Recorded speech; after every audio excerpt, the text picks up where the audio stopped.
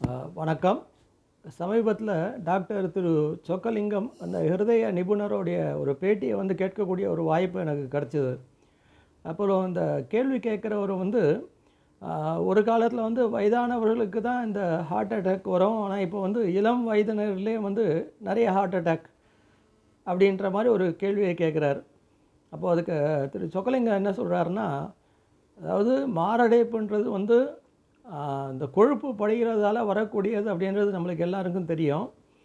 ஆனால் அதை விட முக்கியமாக என்ன மாரடைப்பு எதனால் ஏற்படுதுன்னா, ஒரு அதிர்ச்சியான ஒரு செய்தியை கேட்கும்பொழுதோ, இல்லை ஒரு மிக சந்தோஷமான ஒரு செய்தியை கேட்கும்போதோ, இல்லை ஒரு ஸ்ட்ரெஸ்ஃபுல் ஒரு சந்தர்ப்பத்தில் இருக்கும்பொழுதோ, நம்மளுடைய கெண்டை காலில் இருக்கக்கூடிய அந்த மொத்தம் அவருடைய கருத்து என்னென்னா, 3 இதயம் நம்மளுக்கு இருக்குது. ஒன்று நெஞ்சு பகுதியில் இருக்கக்கூடியது, மற்றது 2 கெண்டை கால்களில் இருக்கக்கூடிய அந்த ஹிருதயம்.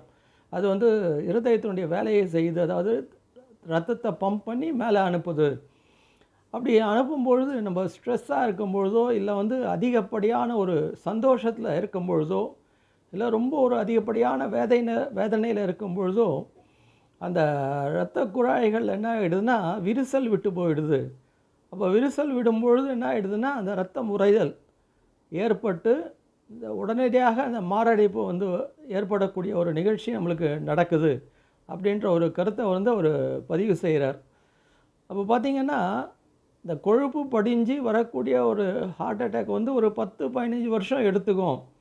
ஆனால் இந்த ஸ்ட்ரெஸ்ஸோ இல்லை அதிகப்படியான ஒரு மகிழ்ச்சியோ இல்லை ஒரு துக்கமோ இருக்கும்பொழுது, அது 20 வயசாக இருந்தாலும் சரி, 25 வயசாக இருந்தாலும் சரி, உடனடியாக அந்த இருதயம் நிற்கக்கூடிய ஒரு சந்தர்ப்பம். ஏன்னா விரிசல் விட்டு அந்த இரத்த குழாய்கள் ரத்தத்தை பம்ப் செய்யக்கூடிய ஒரு காரியத்தை ஸ்டாப் பண்ணிடும்.